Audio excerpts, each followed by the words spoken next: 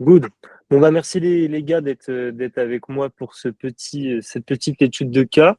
L'idée, c'est très simplement de vous poser quelques questions pour avoir un petit retour à chaud sur le charbon, avoir un peu du quanti, du quali, mais surtout avoir un truc qui soit vraiment hyper honnête, hyper authentique. Donc, n'hésitez pas à faire les remarques que vous avez et d'expliquer un petit peu comment vous avez vécu le charbon, comment vous vivez le charbon au quotidien, etc. Globalement, petite question, parce que je pense que c'est ce qui va être le plus simple. Est-ce que vous pouvez présenter un peu l'agence et donner un peu le rôle que vous avez tous les deux dedans? Ok, carrément. Bonjour Steve. Pour le coup, nous, on est Cosmo CGI. On est une agence, mais on pourrait aussi se qualifier de boîte de production 3D. En fait, on est spécialisé dans un format qui s'appelle le FOH. Donc, peut-être que vous avez déjà vu les vidéos en 3D avec les sacs Jacquemus, la doudoune North Face sur le Big Ben. Donc, on fait uniquement ce format-là. Aujourd'hui, on a pu collaborer avec des belles marques comme Renault, Maison du Monde, Oysho, Extreme, Pringles, Nintendo. On a rejoint le charbon il y a quelques mois, je ne saurais pas te dire quand exactement, mais je crois que c'était en décembre 2024. C'était assez tôt dans le début de notre aventure parce que ça fait à peu près un an, voilà, tout pile un an, je crois qu'on a lancé le truc. Donc voilà, 5 à 6 mois plus tard, on se retrouve dans le charbon. Trop bien. Et c'est quoi votre rôle à tous les deux? Est-ce que vous avez un peu séparé vos rôles entre toi et Eugène ou... Alors au début, c'était vraiment gène commercial, Ok. moi chef de projet slash créatif quoi. J'essaie de trouver les idées, essayer de créer le process créatif et Eugène trouver les clients. Aujourd'hui, on a un peu délégué ces deux parties, que ce soit à notre équipe de prod ou alors à des profils comme des commerciaux. Hmm. Mais on garde un peu cet ADN dans notre management. Ouais. Trop bien. Et du coup, dernière petite question sur Cosmo, quand même intéressant. Euh, Pourquoi vous avez créé l'agence en fait? Est-ce que vous aviez une conviction? Est-ce qu'il y avait une absence de marché? C'était quoi l'objectif en fait de créer l'agence? Alors pour le coup, nous on a eu l'idée au tout début de l'année dernière. Et il Hmm. faut savoir que le format, il a pété il y a ouais en France, il commençait à arriver exactement à cette période-là et à l'international 2 ans avant. Ok. Nous, on était tombé sur une agence qui est à Dubaï, qui est une énorme agence qui fait que ça, vraiment que ça. Et quand on a vu le potentiel, le fait que le format commence à arriver en France, on s'est dit, Hmm. il n'y a personne qui le fait en France. Du coup, on s'est lancé. Et on était vraiment la première agence spécialisée dans le format l'année dernière. Et après, naturellement, il y a eu toutes les boîtes qui faisaient déjà de la 3D qui s'y sont mis. Et Ok. on a vu un peu le marché évoluer et grandir en même temps que notre arrivée. D'ailleurs, au début, c'était très, très difficile de faire deux choses, de vendre les vidéos, parce que les gens ne savaient pas ce que c'était, etc. Il fallait vraiment éduquer le marché. Ouais. Et deuxième chose, c'était de produire. Parce que mine de rien, on pensait que c'était simple, mais il y avait de l'expertise derrière. Et voilà, nos premières vidéos, elles n'étaient pas géniales, quoi. Mais après, on a pu prendre de l'expérience. Mais voilà, c'était un manque sur le marché et une tendance qui avait beaucoup de valeur en termes business pour les marques qui émergeait sur les réseaux sociaux. Donc, on a su saisir la vague. Trop bien. Bah, ça, c'est hyper intéressant typiquement. Trop bien, trop bien les gars. Et du coup, ça m'amène à la question et à la liaison un peu charbon de tout ça. C'est quoi un peu la grosse problématique ou le défi que vous avez rencontré avant le charbon? Ouais. Euh, Nous, c'était vraiment l'acquisition grand compte. Il faut savoir que comme on est sur des vidéos, enfin, déjà sur un prix qui est ultra high ticket, euh, nous, on n'avait pas d'autre choix que de vendre aux grosses marques. Et on le voit hein, avec tous nos concurrents, le FOH, ça se vend à 98% aux grands comptes.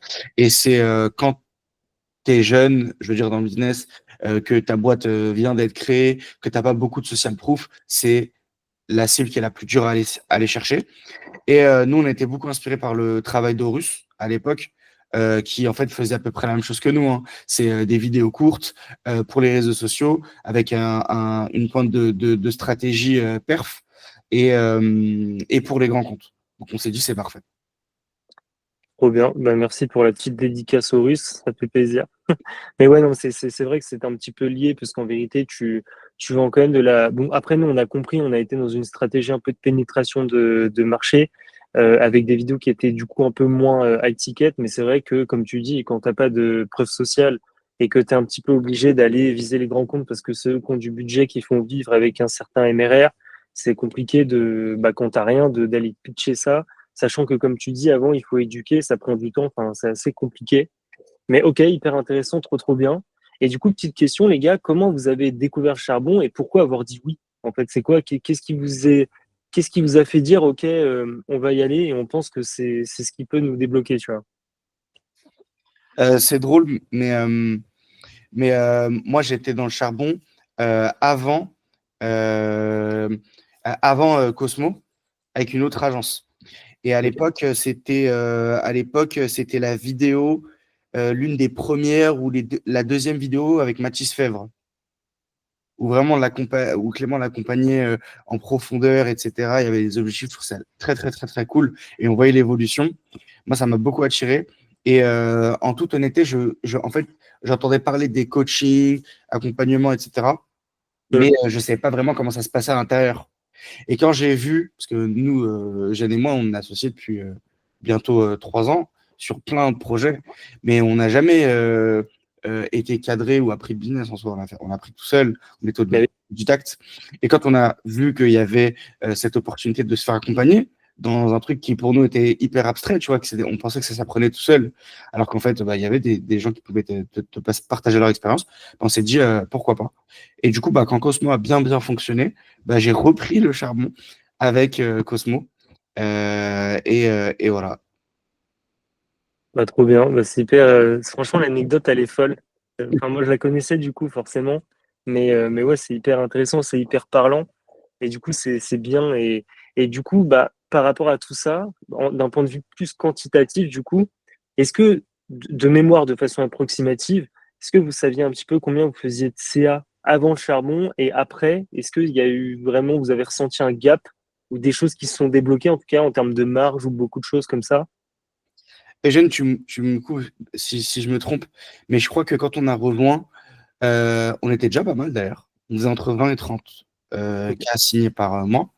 Enfin, ouais, c'est ça. Et en fait, c'est drôle, mais quand on est arrivé, c'était une période hyper floue pour nous parce qu'on avait connu un mois enfin, ouais, d'octobre et novembre incroyable parce que c'est la première fois Ouais. où on faisait CCA et un mois de décembre où on connaissait pas du tout le marché et la cible grand compte où tout le monde part en vacances, tout le monde est en fait de fin d'année Et et oui. Ouais. personne répond. Et en fait, on était choqués, on se dit, mais attends, on vient de rejoindre le charbon, il n'y a pas de business, nanani, nanana. Et là, tu vois, grosse pression, on se disait, mais des trucs de fou, genre, on va reprendre un boulot, on arrête et tout. Et le fait justement d'avoir Clément à ce moment-là, bah, ça nous a grave rassurés parce qu'il nous a dit, mais les gars, tranquille, genre, profitez-en pour on va dire, travailler sur votre business, relancer des campagnes, créer des études de cas, etc. Et en fait, on a appris à se dire que bah, voilà, le business n'est pas forcément linéaire. Et par contre, même quand ça ne fonctionne pas, bah, derrière, tu dois quand même profiter du temps pour ne pas relâcher tes efforts et tout. Et c'était un moment où c'était hyper rassurant. Et du coup, après, là, à peu près, on a un peu plus que doublé. Un peu plus que doublé. C'est très parlant et du coup, forcément, une petite réaction à chaud là-dessus, mais est-ce que c'est des résultats qui vous parlent, qui vous plaisent, qui vous font... Vous avez eu ça en combien de temps à peu près? Euh, je dirais 2 mois. Je crois que ouais, en février, c'était déjà pas mal. C'est Ouais. déjà très très cool. Février, ouais, c'était pas mal. Et après, en termes des résultats, bah, c'est marrant parce que tu vois, nous, on a une réalisation, c'est que quand on est rentré dans le charbon, on a commencé à beaucoup réseauter avec des fondateurs d'agences, que ce soit sur LinkedIn, que ce soit aux événements physiques. Et Ouais. le truc, c'est que quand tu parles avec les gens, bah, ils vont te dire, ah, mais ta boîte a trop de potentiel, tu devrais faire tant, tant, tant, et on te balance des chiffres, notamment le 1 Ouais. million par an. Et en fait, on s'était mis cet objectif dans la tête, mais on savait pas trop pourquoi, tu vois. On savait pas si ça correspondait à notre marge, à la profondeur de marché, à la vitesse à laquelle on voulait aller. Et donc, on était un peu drivé par des chiffres qui nous correspondaient pas trop. Et au final, on a fait un voyage d'ailleurs avec Eugène à deux pour la première fois et on a eu le temps de bien discuter. Et, euh, et ça nous a permis de se dire en fait combien on veut faire. Et du coup, pour répondre à la question, bah là, on est très très satisfait de ce qu'on fait. Bah, c'est génial, c'est trop bien à entendre et ça fait plaisir parce que bah, tu vois, je pense que le charbon a été aussi pensé en ce sens avec bah, cette phrase qui est le charbon parce que ça demande du charbon, tu vois, il y a aussi des fois cette incompréhension, mais c'est bien parce que ça rejoint un peu la question d'après. Mais c'est vrai que les gens ont tendance et à tort, à voir en fait le charbon comme la solution magique. Et en fait, il n'y a jamais de solution magique.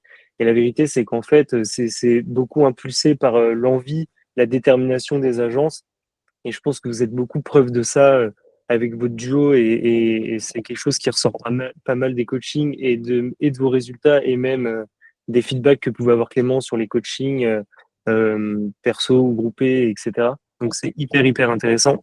Et du coup là, bah, j'ai un peu c'est pas complexe, hein, c'est pas un dilemme, mais en gros, euh, la promesse du charbon, vous la connaissez, c'est de doubler le CA en un certain nombre de temps en maintenant une marge de 60%.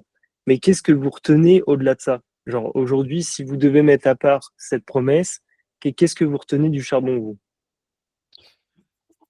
Euh, En fait, je crois que je l'avais déjà dit, c'est marrant, mais moi, ce que je retiens du charbon, c'est comme un peu euh, un guide, tu vois, une torche, la lumière, en fait, avec laquelle tu peux te repérer. Et c'est vrai que surtout avant, on faisait beaucoup de calls avec Clément une fois par semaine.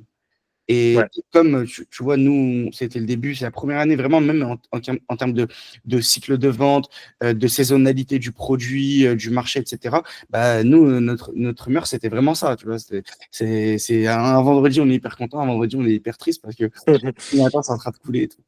Et donc, c'est vraiment, ça, ouais, ça nous a apporté un vrai soutien sur le long terme. Donc, je le Ok. vois comme ça, comme un guide, ouais, un guide. Ouais, c'est très parlant. Moi, j'aime bien cette métaphore. Après, moi, je suis insider, donc je suis pas tellement très représentatif de ce qu'est une agence accompagnée par le charbon. Mm. En tout cas, c'est des mots qui nous parlent et on aime bien ça. Parce que c'est vrai qu'on a tendance, malheureusement, parce que c'est la promesse qui vend, mais on a tendance des fois à réduire le charbon à ce truc-là un peu de ouais, bon, je te fais passer un cap et puis basta. Et c'est pas vraiment ce qu'on veut faire passer, mais bon, après, on est aussi victime du market et c'est comme ça que ça se pitch, mais c'est hyper intéressant. Du coup, aussi petite question, si tu devais définir la chose de l'accompagnement, la différence qui est faite par l'accompagnement, ce serait quoi? Parce que tu sais, il y a plusieurs blocs, tu as la formation en ligne, tu as les coachings, tous ces trucs. Euh, Qu'est-ce qui pour toi fait vraiment la différence dans l'accompagnement? C'est les événements physiques, hein. Ouais. Ah ouais? C'est les événements physiques. C'est vraiment c'est les meilleurs moments parce que tu rencontres tout le monde. C'est les gens que tu vois un peu en coaching groupé. Tu as l'occasion de leur parler. Nous, on a fait des super rencontres. On passe un bon moment. Ouais. On apprend toujours. Il y a toujours des bons invités. On apprend encore plus de choses que d'habitude. Et ouais, non, je dirais c'est les regroupements physiques, ouais, largement. Ok, grave intéressant. Bah, ça, c'est pareil, c'est quelque chose qui a beaucoup de valeur pour nous parce que c'est quelque chose qu'on veut pousser un max. Et là, on est en train de réfléchir à des trucs vraiment très ambitieux avec Clément. Donc c'est trop bien que ça recouple avec ce que les gens pensent. Parce que des fois, tu vois, ça c'est pareil. Les gens ont tendance à se cantonner un petit peu au coaching, soit groupé, voire même perso à l'époque où on les faisait encore et où on les pitchait encore. Et c'est vrai qu'en fait, je pense que c'est une fausse croyance de penser que tu sais, c'est quand vraiment tu es dans un call isolé, qu'on vient bosser sur tes petites problématiques. Et en fait, je pense que la valeur, elle n'est pas que là. Elle est aussi beaucoup dans les events, dans la rencontre des gens dans l'écosystème, tu vois. Donc ça fait grave plaisir que vous voyez ça comme ça. Et petite question, c'est l'avant-dernière. Quel impact ça a eu sur Eugène et toi, le fait d'être coaché? Est-ce que ça a changé quelque chose dans votre mindset? Parce que comme tu le disais, il y a un truc que tu as dit que j'aime beaucoup parce que je me retrouve pas mal dans ça. Tu sais, c'est le côté un peu autodidacte. C'est-à-dire qu'en fait, tu n'as jamais appris à faire du business. Et est-ce que le fait d'avoir eu du coaching sur le plan purement mindset Mehdi, tu vois, et mindset Eugène, ça a changé un truc chez vous? Ouais. Je vais répondre après, je ne sais si ton micro il marche, je peux répondre. Euh, Moi, c'est par rapport en fait, il y a toujours quelqu'un qui a un niveau au-dessus de toi. Toujours. Et des fois, on va se dire, ah, mais en fait, il n'a rien à m'apporter ou quoi. Mais si la personne, elle fait la même chose que toi, du coup, soit du business, ou alors si tu ressens qu'il y a une agence, par exemple, tu es obligé de fermer ta bouche et de l'écouter. Et en fait, c'est ce truc-là que j'ai appris, c'est bah, juste aller réseauter avec des gens. Et Eugène pourra en témoigner, hein, moi, quand on s'est rencontrés à l'école, j'étais anti-réseau. Je dis non, ça sert à rien, c'est de la perte de temps, je préfère bosser sur mon truc et tout. Et en fait, ouais, faire du réseau avec des gens qui ont de l'expérience, non, en fait, c'est hyper, hyper enrichissant. Je pense que j'ai beaucoup plus appris des anecdotes d'entrepreneurs plutôt que je sais pas, de lire des livres sur le business, largement. Ok, grave intéressant. T'as un petit mot là-dessus, Eugène, toi aussi de ton côté, vu que t'es le deuxième fondateur, si ça fonctionne bien. Allô, ça marche. Ah, Ouais, on t'entend parfait là. Ouais. Je disais, ouais, bah pour moi, c'est un peu la même chose. Enfin, après, moi, surtout, ce que j'ai bien aimé avec Clément, c'est d'avoir quelqu'un bah, qui était allé un peu plus loin. Et c'est vrai que nous, quand on a pris le coaching, je pense que c'était le bon moment aussi parce que on était dans une phase où on commençait à faire beaucoup d'argent. Ça faisait quoi, 2 ans qu'on bossait ensemble et qu'on entreprenait, mais on faisait pas vraiment pas des sommes à ce point-là. Tu vois, on faisait des sommes OK pour des jeunes entrepreneurs, mais comparé à ce qu'on a fait très rapidement, bah forcément, ça nous a un peu marqué. Et c'est vrai que forcément, à ce moment-là, bah, dès qu'on faisait un mauvais mois ou dès qu'il y avait, ça signait pas ou il y avait moins de réponses, etc., on s'inquiétait. Et c'est vrai que bah, maintenant, je pense qu'on est forcément un peu plus mature. Voilà, ça fait peut-être 9 mois qu'on a des bons chiffres.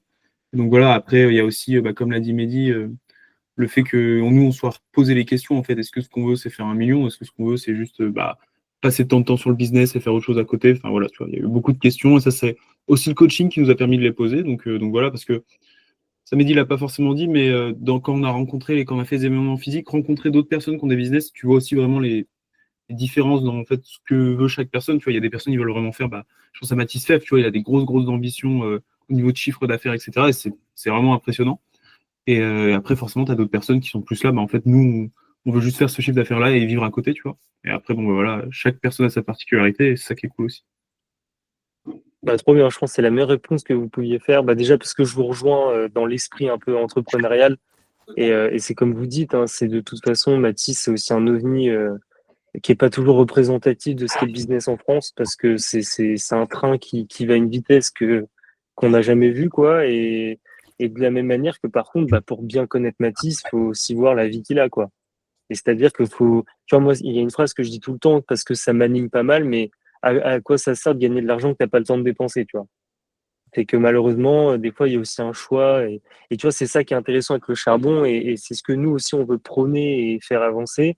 C'est ce truc de comment est-ce qu'on se construit en tant que personne, en tant que businessman, en tant qu'entrepreneur, entrepreneuse.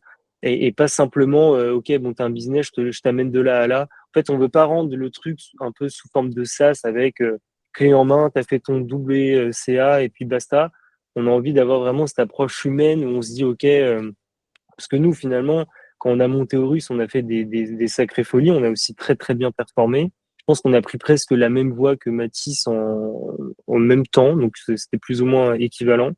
Et en fait, on s'est aussi cramé les ailes parce que, bah, comme tu disais, Mehdi, beaucoup très autodidacte. On connaissait pas le business. On avait des ambitions qui variaient, bah, un peu comme vous, d'une semaine à l'autre. Dès qu'il y a un client qui signe, on se dit, OK, let's go, là, on va taper le 300K.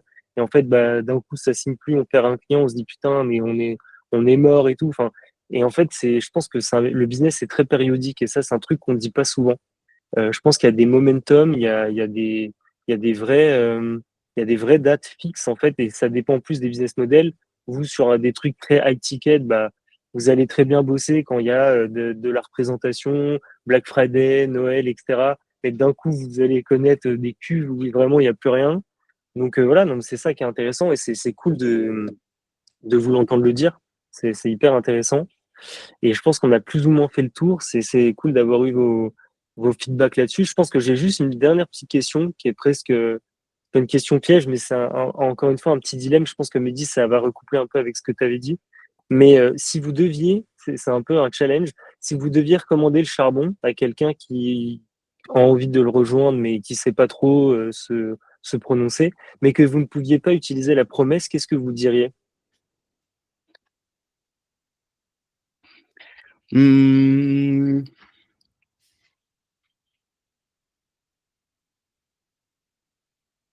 je réfléchis 2 secondes.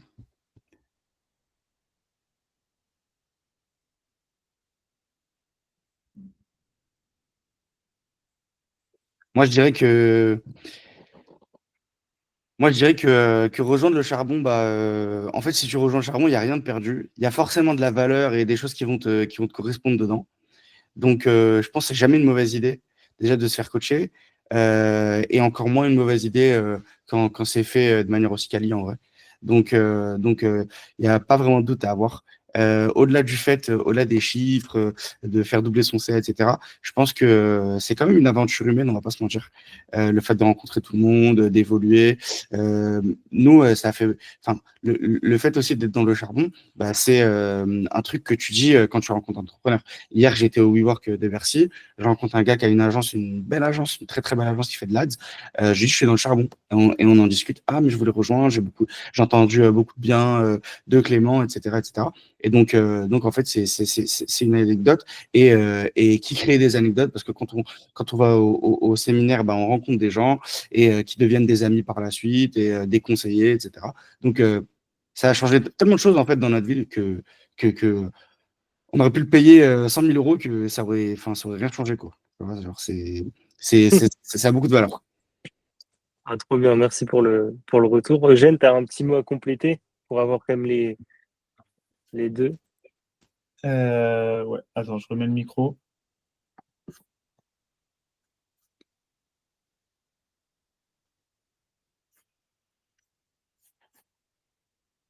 Allô? Ouais, je disais, bah, moi, Ouais, Ouais, c'est bon, on t'entend bien. c'est un peu la même chose. Je pense que le charbon, tu vois, nous, Clément, il avait fait quelques postes. Tu vois, nous, notre gros souci, c'était le système d'acquisition grand compte. Et c'est vrai que Clément, il n'avait pas forcément, on n'avait pas cassé le système parce qu'en fait, il y a pas vraiment de cheat code dans l'acquisition grand compte. C'est plus tu as de rêves, plus tu es connu, plus tu fais du bon marketing, plus les gens viennent vers toi, tu dépends aussi de la tendance du marché. Mais malgré tout ça, même si quand on est sorti du charbon, bah, on n'a pas eu cette solution, en fait, on a eu énormément d'autres choses. Et je pense que c'est vraiment sur ce point-là où c'était cool, parce qu'en fait, on a appris sur le business, on a appris à discuter avec quelqu'un qui avait d'autres idées. Et c'est vrai que quand tu es avec ton associé et qu'en fait, bah, voilà, vous êtes au même niveau business, vous avez autant de parts, bah, c'est bien de pouvoir avoir quelqu'un qui tranche, pas forcément, tu vois, mais qui a un avis un peu au-dessus et que tu es obligé d'écouter parce que des fois, tu as des lignes à prendre et des fois, il faut faire des choix et des fois, tu vois, faut en poser. Et c'est bien que Clément, il était un peu dans ce rôle-là des fois. Et du coup, voilà, c'était cool sur ça. Et dans tous les cas, oui, en vrai, c'était une très bonne expérience. On l'a même vu quand on a voyagé. On a pu faire un podcast avec lui. C'était très, très cool. Et vraiment, humainement, même, c'est quelqu'un que j'apprécie beaucoup. Donc c'est très cool. Bon, bah, trop bien, les gars, ça fait trop plaisir. Et puis, bah, aussi très content d'avoir rejoint le charbon pour ses futures aventures, quoi, parce que je pense que ça va être comme ça avec beaucoup d'autres personnes, même si je pense qu'il y a des affiliations qui se font plus facilement que d'autres, mais c'est trop bien. Merci beaucoup, beaucoup, en tout cas, de vos retours très, très honnêtes et authentiques. Puis après, nous, ça nous aide aussi à construire un truc qui soit très évolutif. Parce que le but, encore une fois, hein, c'est on peut pas demander aux agences de se dépasser si nous-mêmes on le fait pas et qu'on n'est pas dans une dynamique d'aller plus loin. Tu vois, typiquement, on pense à faire peut-être encore plus qu'avant des événements à d'autres endroits différents. On aimerait en faire un peut-être à Dubaï. Donc, on a des ambitions un peu cool pour aller chercher du monde, faire bouger les choses. Et ça, c'est un petit peu notre petite victoire à notre échelle, c'est de se dire, OK, comment est-ce qu'on motive des troupes qui vont un peu tous dans le même, qui vont un peu toutes dans le même sens? Parce que c'est ça le côté un peu sympa et la fierté qu'on en tire, c'est de se dire, OK, qu'il y a un écosystème qui fonctionne, les gens s'entraident. On le voit aussi dans le school et tout ça. Les gens, ils se répondent entre eux, les agences s'aident entre elles. Même rarement, mais sur des secteurs qui sont similaires, donc qui pourraient être en concurrence. Et en fait, on ne le voit pas ça dans le ouais, charbon. ça va. Donc, bah, c'est trop trop bien. Merci les gars. Je vous prends pas plus de temps. Bah, là, je vais juste couper l'enregistrement dans un premier temps. Hop.